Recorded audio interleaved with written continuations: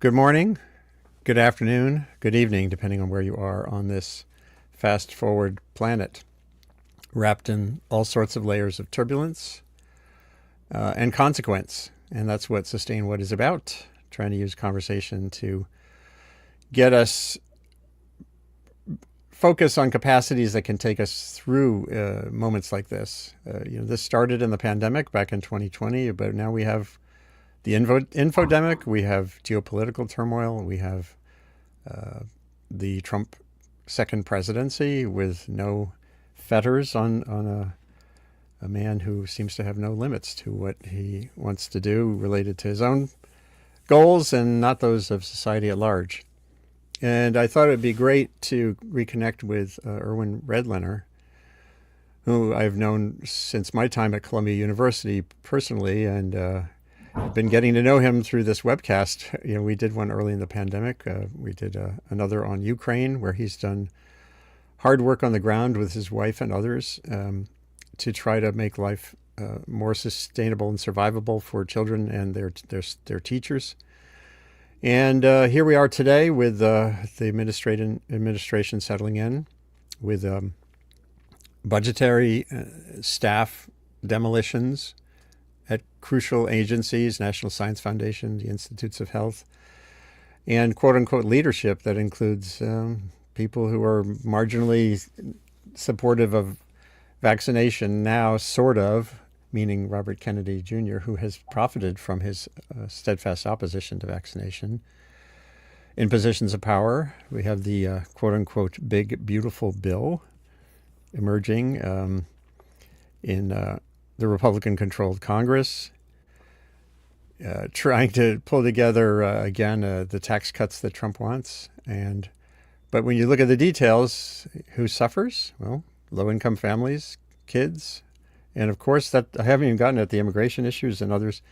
So, Irwin, it's good to be back with you. I wish we were here to talk about, in a celebratory way, about progress against pandemic risk and other things.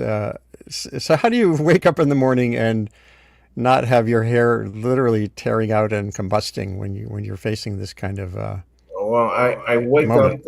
yeah, Andy, hi. It's really good to be with you. And I wake up in the morning and there's Karen. And I try to think about some point in the day when I'll be able to interact with one of my grandchildren. It's funny. It's like, it's life is always going to be filled with this yin and yang here. And for me, trying to focus on the things that cheer me up, make me feel good is what I do. And people have different ways of coping with a world that is completely, utterly turned upside down and not in a good way. Look, Andy, I live in fear now, and I have been really since the first Trump administration. That it's kind of shocking that he got elected in the first place in 2016 over Hillary, but I never thought I'd see him again, and there we are. Here we are in a far worse situation than we were in Trump 45. But that's it. We gotta do what we always do, which is figure out how to cope with this. Right, and you've been tracking it actively on social media, and you had written some pieces recently, and you're frequently on TV talking about these questions. So why don't we zero in on a few of the particular components of what's happening? And one would be the Bobby Kennedy situation and Health and Human Services. Can you just sort of take me back through that your learning curve on Kennedy? I had my own where when he was at Pace University, I was there teaching my environmental blogging course and others, and he was at the law school. And he was kind of rational. And my family and his family and others used to go camping on an island together. This maybe it was pre-brainworm or pre-something. Yes, but and I actually thought of him as a pretty effective environmental lawyer, a real, outspoken defender of the environment and fighter against, dirty corporate practices, which were polluting the Hudson River and other parts of our environment. And I also knew him personally, spent a few days playing, Sundays playing flag football with him and his family and friends up in Chappaqua where he was living. And, he was a Kennedy, and none of us, at least in my generation, are totally immune from the mystique of the Kennedys. And I felt he was an attractive figure carrying on a family tradition until he went completely freaking crazy and became a conspiracist. And I don't really have a problem with conspiracists as long as they're not, overly influential, like a secretary, a cabinet secretary might be. And as long as they don't do harm, I think we can tolerate all kinds of positions and belief systems on the spectrum from nuts to normal. Uh, but the problem with Bobby Kennedy Jr. is that he's been a promoter of literally deadly policies, and particularly as he developed into an increasingly powerful anti-vaxxer with a huge megaphone. Um, this has become a real problem. I mean, real exploitation of the Kennedy name to get him audiences where he never would have been heard from, you know, from Samoa to Africa, and to the United States, where his influence was huge even before he became secretary. And now he's in a position where his influence is even more dangerous and concerning than ever. And you've tried your best, from what we were saying in a conversation earlier this week, to contacting some of the senators and the like, but it feels like this dominance of Trump's influence on Congress seems to be completely emasculating for the man. Yeah, and it's all encompassing. And I think what we're coming to realize, Andy, is that the threats against, now putting Democrats aside, the threats against Republicans who might want to be speaking out or contradicting Trumpian policies or Trumpian imposed legislation. First, we thought the threats were all political. In other words, very wealthy people, including Elon Musk, would say, if you don't go along with what Trump wants here, I'm gonna super fund you're a primary opponent, somebody who will do what Trump wants. And I thought that was, okay, that was something. And that could be confounded by people who would support the existing Republican members of Congress if they would speak out and do the right thing. But I think it's gotten much more complex, Andy, because I think the threats are now physical. They're the kind of threats where, a member of Congress goes home and says to his or her spouse, the FBI just told me that there are credible threats against my life by MAGA extremists. And that adds a whole other dimension that supports reluctance to speak out against the big cult leader, Donald Trump. It's a problem. Yeah. And it's a really wicked one because the power of the primary system is so fundamental. And I actually did a goofy piece a few weeks ago where I said maybe Democrats in certain districts should re-register as Republicans and then vote in primaries to kind of build the center in the voting process. But I asked AI, was that a reasonable, rational idea? And there's many reasons why it doesn't make sense. But other than that, it's really hard to see. And then the impeachment process, of course, is hijacked for as long as the Republicans are in power.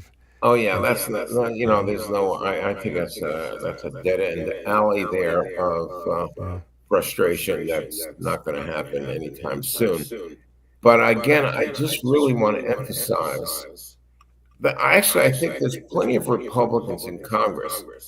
If losing the next election was the only problem, it would stand up. They would stand up to him. There's a lot of people who want to retire anyway. There's a lot of people who actually might value their loyalty to the Constitution and to the country over their loyalty to Trump. But I really do. The threat of physical violence and harm, like we know where you live, we know where your kids go to school, is an overwhelmingly powerful addition to the threat of political competition.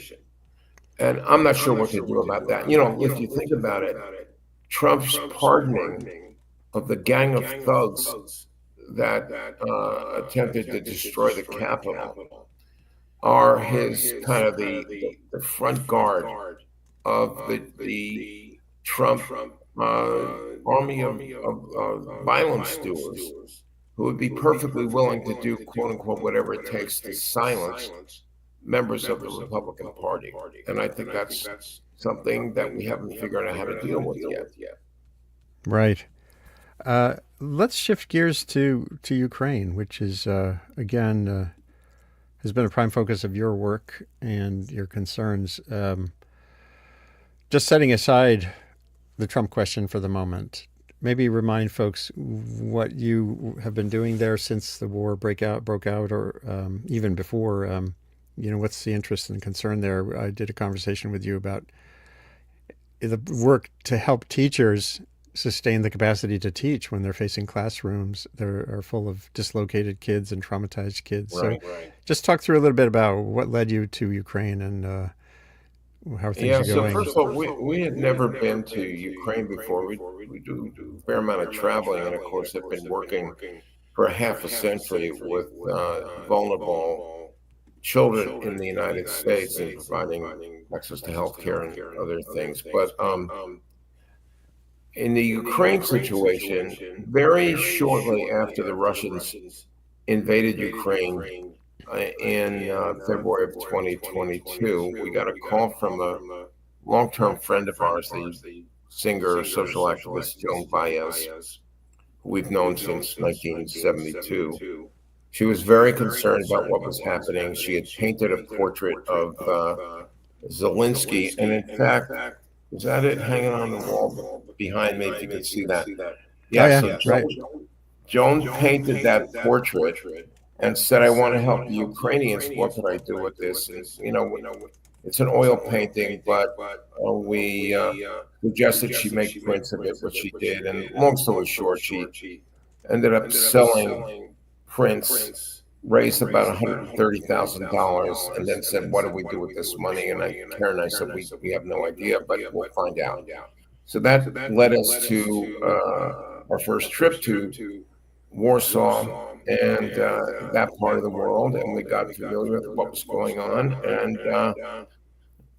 that was that. We were then hooked. Got to meet a lot of Ukrainians, and I'm a pediatrician by background, and I had been a pediatric intensive care doctor, and I was just overwhelmed by the amount of trauma that we were seeing in the country, and physical and psychological harm being done to children. And we set up a 501c3, a not-for-profit, and have raised about $7 million and are supporting upward of 40 programs that are helping children cope with the impact of the war, impact medically, psychologically, educationally, in terms of many children having their education disrupted. So we're going back for literally our 8th visit there next month, and we're into it. And one of the things that's troubled me about this is that there are people that have sought to explain the war by blaming the West and Ukraine for violations of the commitments, say, not to move NATO eastward. And I understand that, and I think there's a lot to be said about what was promised, what wasn't promised, what paranoia Putin was feeling when he was threatening Ukraine. But to Karen and me, none of that explains or excuses the violence and the atrocities and the war crimes being committed in Ukraine by Russia. Right. And to us, the war has to end. And even when it does end, we're talking about a decade or more of recovery. And it's a mess, a deadly, violent disruption of normalcy for children, which is something that we're obviously very concerned about. Appropriately. And I've posted the link there, ucap.help, help Right. to help. When are you going back? In June, maybe early July. It depends on. We're funding some new pediatric state-of-the-art operating rooms in Lviv, and we want to go back when they're ready to be, launched. And it'll probably middle of June, but it could be as late as early July. But we're actually looking forward to going back. That sounds great. That's such important work. There's others I know who have been working on in Africa on basic health infrastructure. And I should do a separate show sometime just on looking around the world at how to help facilitate some of that. The reason we're talking today is I had posted something about Carl Sagan on social media earlier in the week, and you saw it and you gave me a call, and you had known Carl and were friends for a long time. And I just want to repeat, I'll recite a little bit what he wrote in his book, The Demon Haunted World, which is such a prophetic volume at the time. Well, you didn't know it at the time, but he said some worrisome things about the trends that he was seeing then that have come to pass. And sadly, he passed away at age 62, which is so sobering and sad. But he wrote here, science is more than a body of knowledge. It's a way of thinking. And to me, this relates to some pretty unscientific trends these days. And I wish students didn't study science facts so much as try to understand how science works, meaning this thinking part. And he says, I have a foreboding of an America in my children's or grandchildren's time when the United States is a service and information economy, when nearly all the key manufacturing industries have slipped away to other countries, when awesome technological powers are in the hands of a very few, and no one representing the public interest can even grasp the issues, when the people have lost the ability to set their own agendas or knowledgeably question those in authority, when, clutching our crystals and nervously consulting our horoscopes, our critical faculties in decline, unable to distinguish between what feels good and what's true, we slide almost without noticing back into superstition and darkness. The dumbing down of America is most evident in the slow decay of substantive content in the enormously influential media. The 30-second sound bites are now down to 10 seconds or less. Lowest common denominator programming, credulous presentations on pseudoscience and superstitions, but especially a kind of celebration of ignorance. And this was all pretty much pre-internet. This is 1995, way before Twitter and everything else has hyper-amplified the tools that make it hard to discriminate without work between what's real and what's not real. So talk a little bit about Sagan and So Sagan was, and I'm trying not to be trite or loose use of language, but he was truly a unique voice in our society, and he was a legitimate seer. And it was not only about the generalities of the danger of losing sight of what science actually offers as a worldview, as a way of thinking, Andy, as you're saying, but also very specifically, the warnings about nuclear winter and the dangers of nuclear war, and a very, very early proponent of the dangers of global warming, climate change, way ahead of his time. And the thing about Carl was that made him so unusual. We have some very effective, smart public scientists, you might say, the likes of Neil deGrasse Tyson, a kind of a quasi protege of Carl's, but really a genius and influencer in his own right, but also the American scientist Brian Greene and the British scientist Brian Cox. These are all brilliant people who have no problem speaking to the public. But Carl gave us information and insight in the most beautiful of ways. Everything about him, his looks, the timbre of his voice, how he didn't get excited. He was like he was a proponent of the power of calm. Calm. Carl spoke slowly and effectively. It was very hard to turn away from him when he spoke, and this is just my observation of him Yeah. as a member of the audience. But like you mentioned, Karen and I were really quite close with Carl and Annie, socially.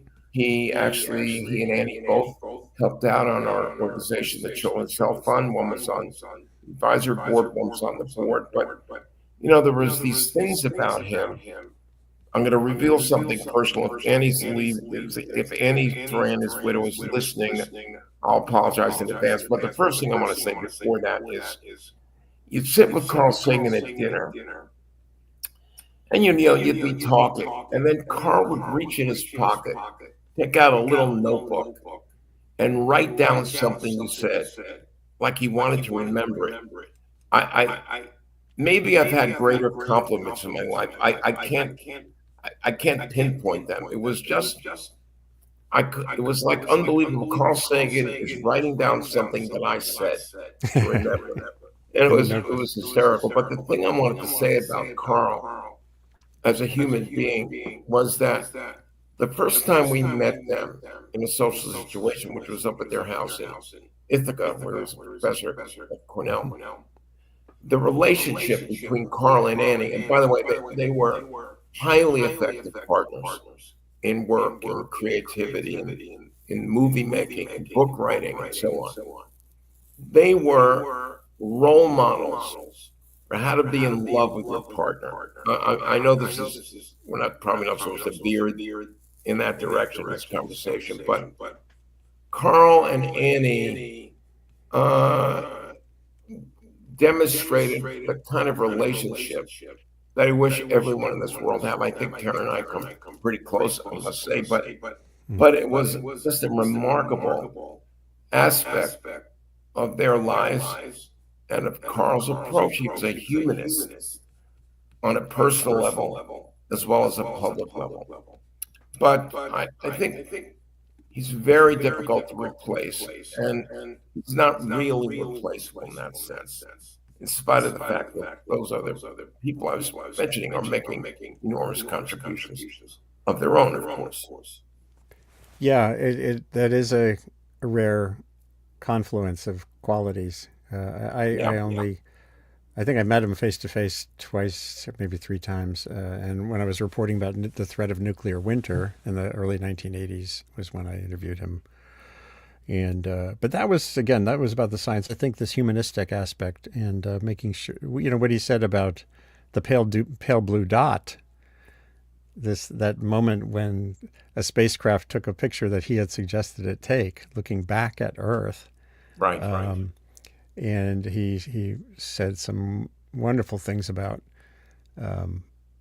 how to be humble and understand the constraints that we're on here, and not to get too focused on the day to day. It was just so powerful. That's why when I did my blog at the New York Times, starting in 2007, it was called Dot Earth, which was partially framed around that. Well, the book that you read from The Demon Haunted World was a very, very powerful book, which very timely, even as we speak, and about what science actually is and why it's so important to the development and progression of humankind. But Pale Blue Dot, it's a book that really everyone should read also. And that's a book less about science and more about the critical importance of humility as people understand our place in the universe, which is essentially nothing.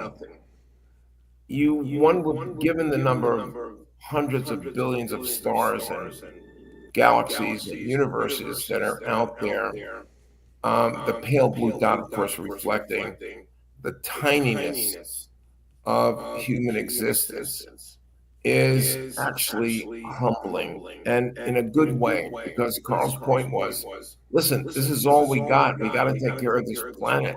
Yeah. And I think if we followed that dictum in Pale Blue Dot, I mean, one can only fantasize about how great the world can be, because the conflict, the wars, the cruelty are so meaningless, except the hurt, that I always turn to that book. In fact, I have the Pale Blue Dot quote framed on the walls of our apartment in our house upstate, and I've read it to my grandchildren, and we've watched Carl talking about it. But it's really an important piece of work. You know, let's just play it here for the heck of it. Here's Carl speaking those words. That's here. That's home. That's us. On it, everyone you love, everyone you know, everyone you ever heard of, every human being who ever was, lived out their lives. The aggregate of our joy and suffering, thousands of confident religions, ideologies, and economic doctrines, every hunter and forager, every hero and coward, every creator and destroyer of civilization, every king and peasant, every young couple in love, every mother and father, hopeful child, inventor and explorer, every teacher of morals, every corrupt politician, every superstar, every supreme leader, every saint and sinner in the history of our species lived there, on a mote of dust, suspended in a sunbeam. The Earth is a very small stage in a vast cosmic arena. Think of the rivers of blood spilled by all those generals and emperors, so that in glory and triumph they could become the momentary masters of a fraction of a dot. Think of the endless cruelties visited by the inhabitants of one corner of this pixel on the scarcely distinguishable inhabitants of some other corner. How frequent their misunderstandings, how eager they are to kill one another, how fervent their hatreds. Our posturings, our imagined self-importance, the delusion that we have some privileged position in the universe, are challenged by this point of pale light. Our planet is a lonely speck in the great enveloping cosmic dark. In our obscurity, in all this vastness, there is no hint that help will come from elsewhere to save us from ourselves. The Earth is the only world known so far to harbor life. There is nowhere else, at least in the near future, to which our species could migrate. Visit? Yes. Settle? Not yet. Like it or not, for the moment, the Earth is where we make our stand. It has been said that astronomy is a humbling and character-building experience. There is perhaps no better demonstration of the folly of human conceits than this distant image. To me, it underscores our responsibility to deal more kindly with one another and to preserve and cherish the pale blue dot, the only home we've ever known.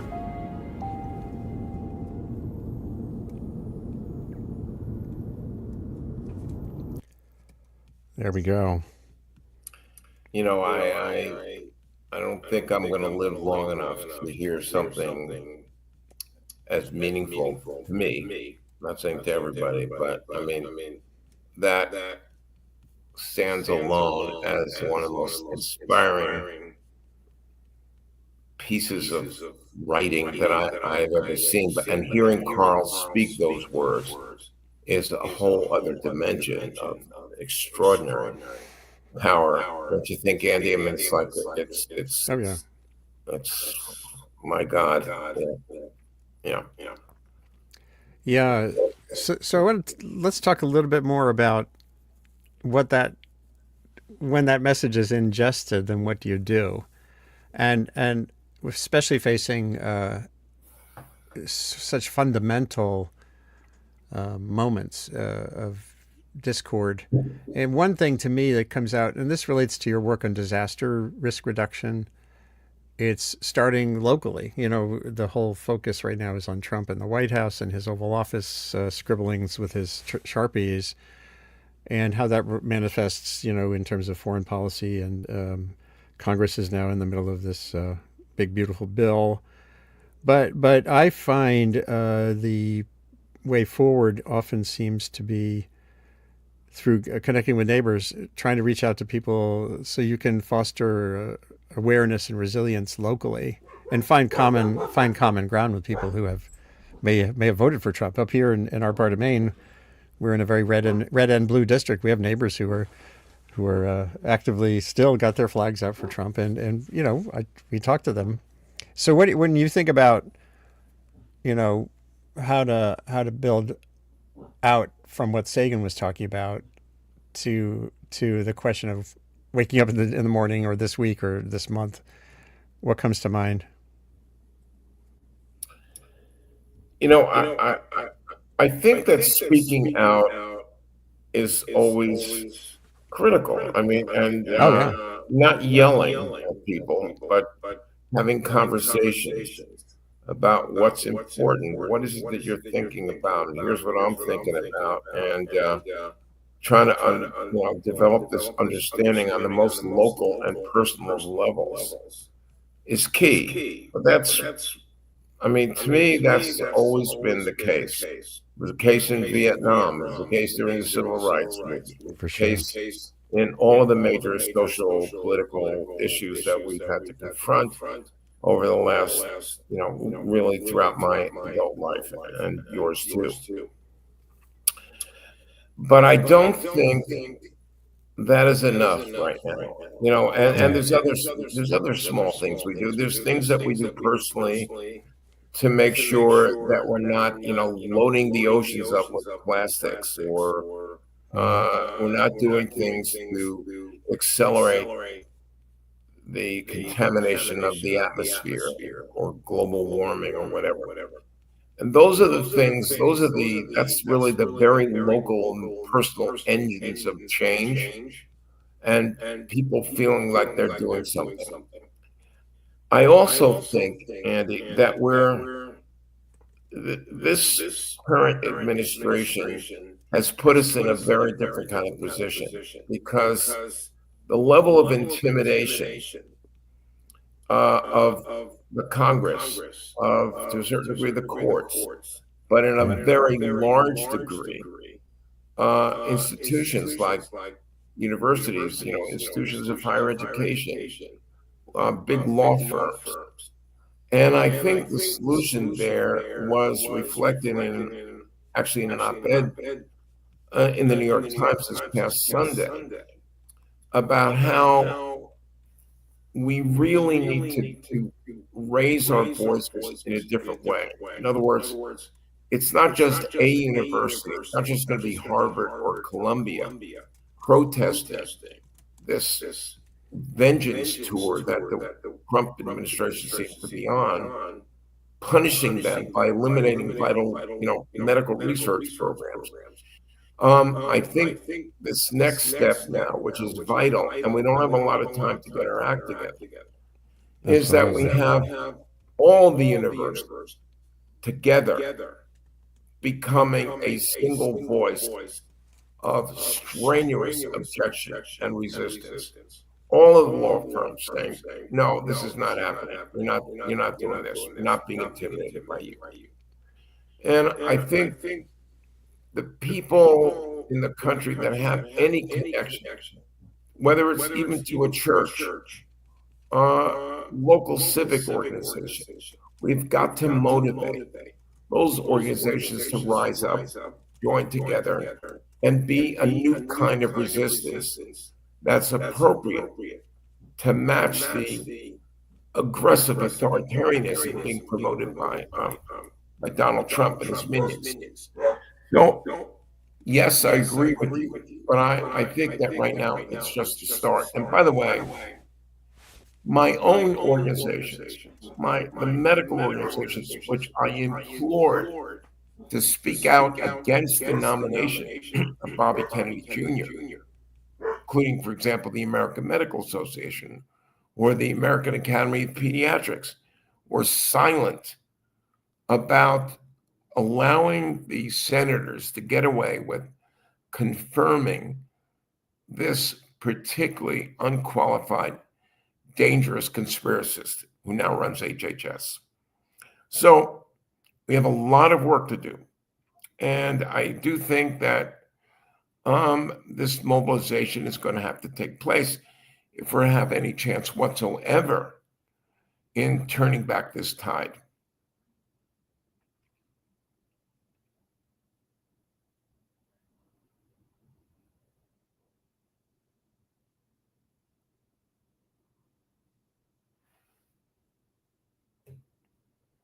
Yep.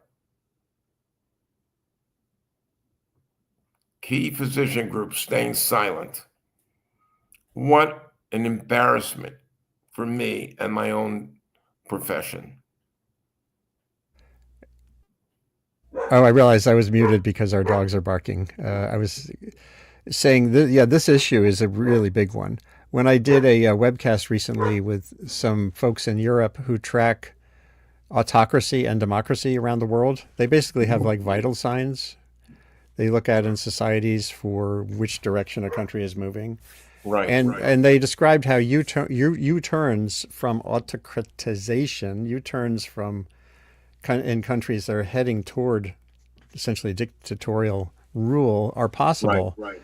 But they require not just people marching in the streets. They require exactly what you're talking about, where institutional, corporate, other entities in public and the courts ultimately have to be involved in driving the conversation. And so this is a really key failure.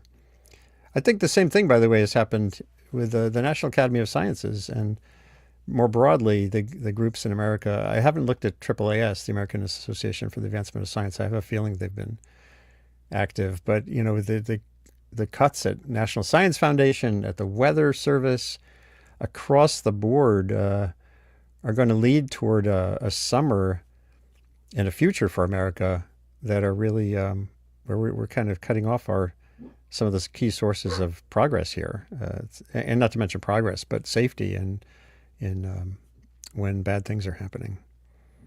Yeah, ironically, Kennedy is calling his policies "Make America Healthy Again," when Orwellianly so, the exact opposite is true. It's if you say "Make America Healthy Again," and then you undermine public confidence in vaccines. We got a little bit of a mismatch here in messaging. This is really a problem. And look, I think we're not gonna. This is not gonna work for the public in pushing back against Trump if we don't get these foundational institutions to speak up and resist what's happening.